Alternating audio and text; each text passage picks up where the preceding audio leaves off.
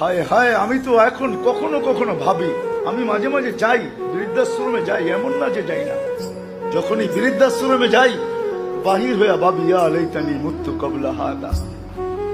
হায়, আমার দেশে চোখে বৃদ্ধাশ্রম দেখার আগে যদি আমার মৃত্যু হইতো ভালো হতো।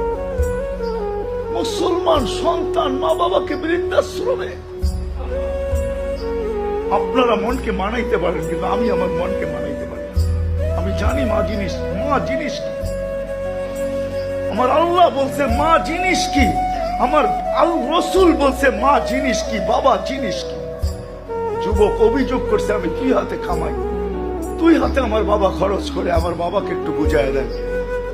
আল্লাহ রসুল ডাকছে তো মনে মনে কবিতা পড়তে পড়তে আসতেছিল।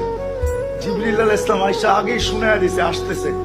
আগে কবিতা শুনবেন সালামের জবাব দেওয়ার পরে, তারপরে যা বলার বলবেন।